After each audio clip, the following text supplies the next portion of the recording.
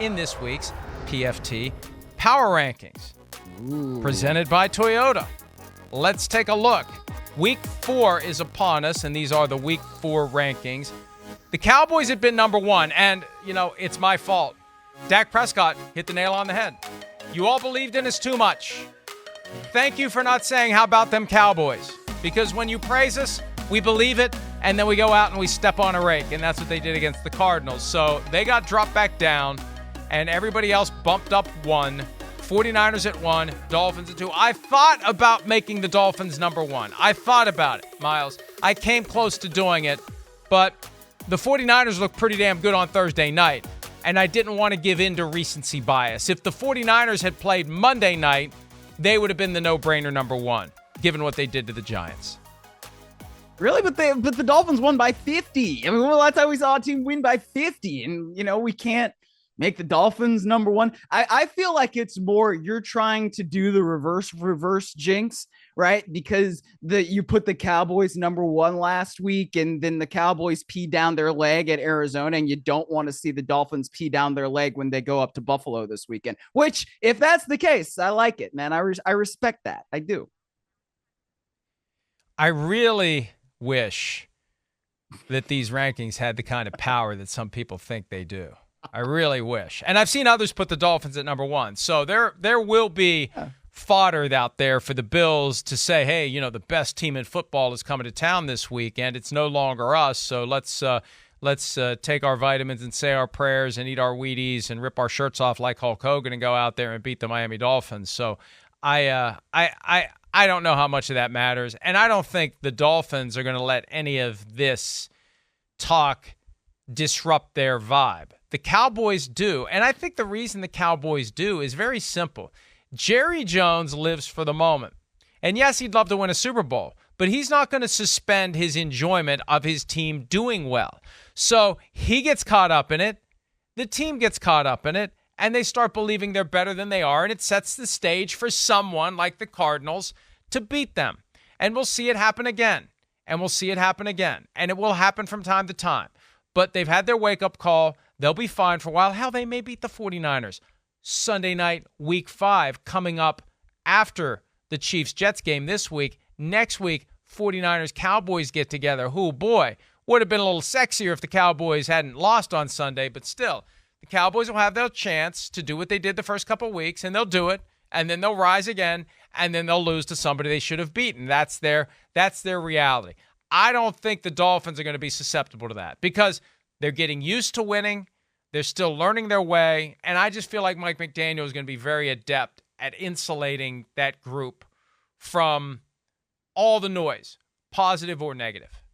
Oh, yeah, you can't, to use a phrase, you can't smell your own farts too much and enjoy the stink, right? I mean, it's kind of easy to do probably in some ways after a 50-point win where you after that one. 70. Well, sorry. But, when you're thinking about what does success breed, right? You cannot let that win make you think that, oh my gosh, we're going to go and roll everybody. And I think that they understand that they're playing a divisional opponent and they know the Bills well enough to say like, look, that was one game. We got to put that behind us because if we aren't on our P's and Q's, then the Bills are going to stomp us like they've stomped their last 2 opponents. I mean, the Bills are still a good team. So that's part of it. But I think, if the Dolphins beat the Bills and they do it in a convincing fashion, then we may be having a different discussion about the power rankings, and where these 2 teams are right now at the top. But yeah, it looks like the 49ers and the Dolphins right now are the 2 best teams in the league. Well, the Bills definitely will move up at least a spot if they win on Sunday because the Dolphins will fall behind wherever the Bills are, and the Bills are there at number 6. Your Browns moved up 6 spots after that sluggish, ugly loss in Pittsburgh. I thought the Titans would go in and beat the Cleveland Browns. I was stunned by the display on both sides of the ball. Defense, awesome, throttled the Tennessee Titans. Offense, Deshaun Watson finally starting to look like, I'm not going to say he looks like, he's starting to look like the guy he was in Houston. Amari Cooper with a great game. They had 7 different guys run the ball with Nick Chubb out for the year. They recovered very well from losing the heart and soul of their offense because that's what Nick Chubb is and was. Mm-hmm.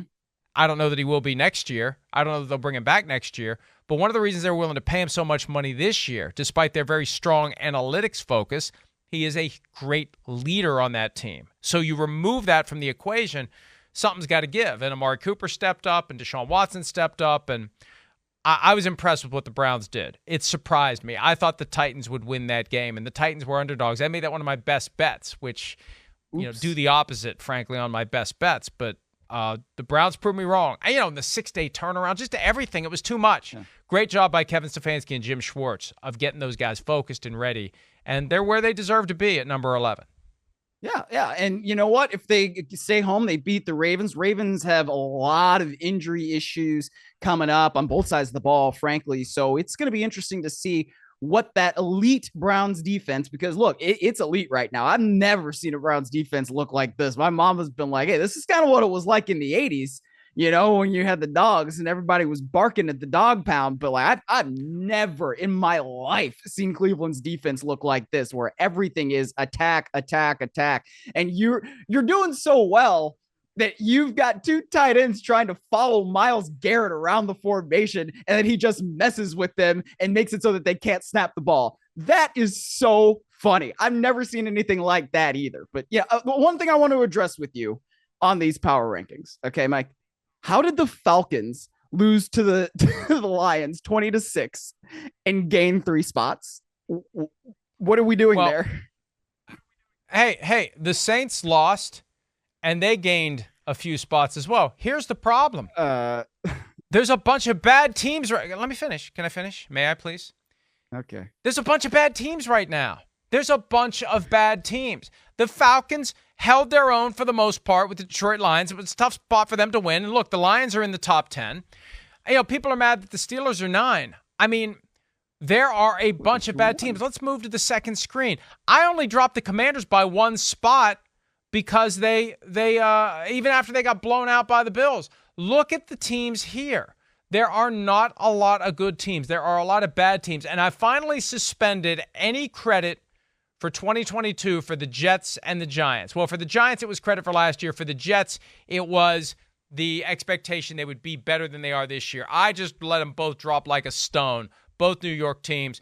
You got to prove that you can turn it around at this point. The grace period is over. You're down, and you got to earn your way back up.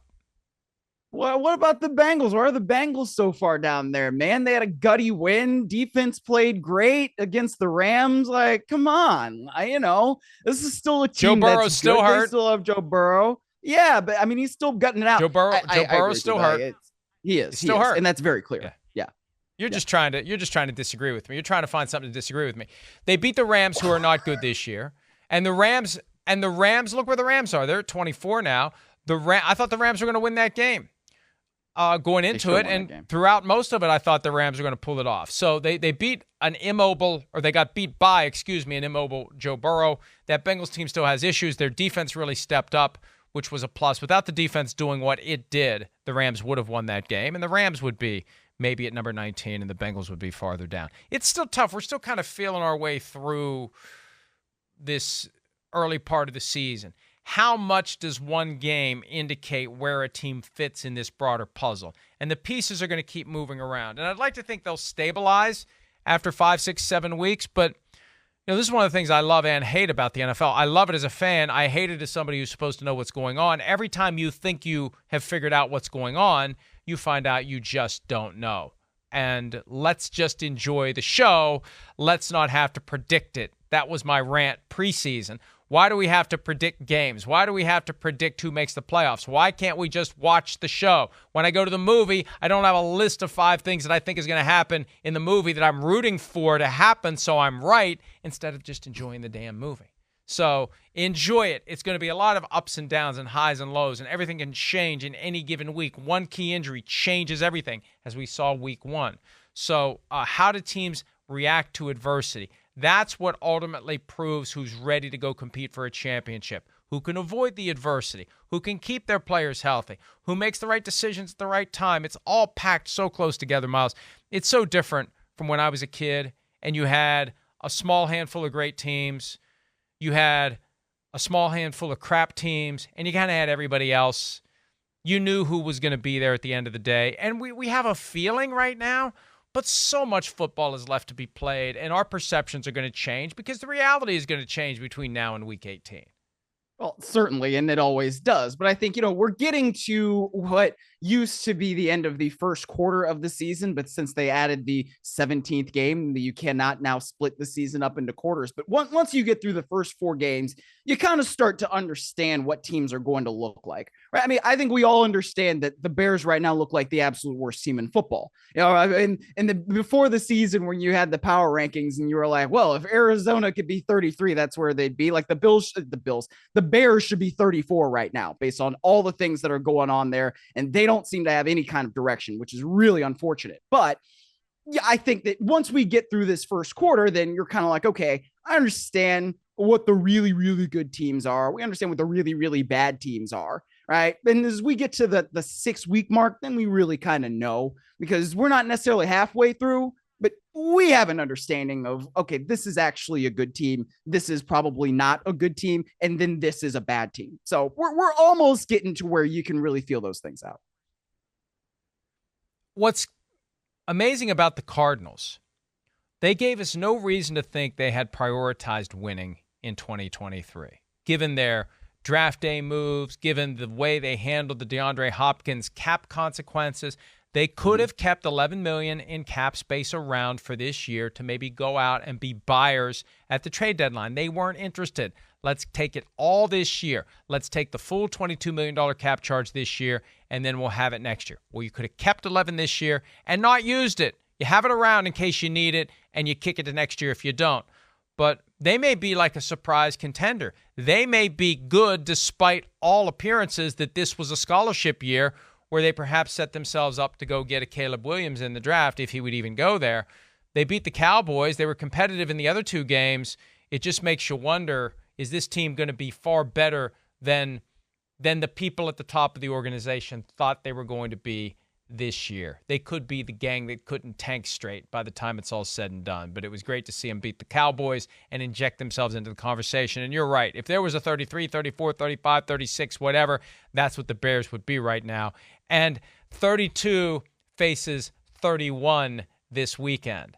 Something's got to give. The 4 unbeaten teams, the 4 winless teams, slight difference. The 4 winless teams play in games against one or the other. So it's Vikings, Panthers, and it's Broncos, Bears. So there will be 2 winless teams when it's all said and done, barring a tie, and there's only 3 unbeaten teams left. I can't believe that after 3 weeks, only 3 unbeaten teams left, Myles.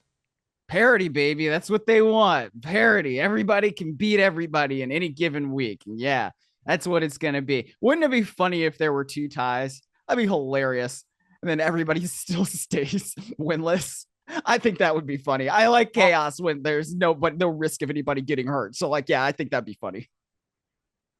Oh, I love chaos, especially when it comes to the NFL. And I like ties because it makes it easier among playoff contenders to avoid tiebreakers if you have ties that avoid teams having the exact same record. All right, let's go ahead and take a break. The Packers and the Lions will meet on Thursday night for the first time since Detroit ended Green Bay's playoff chances in 2022. We'll spend some time getting you ready for that when PFT Live continues right after this.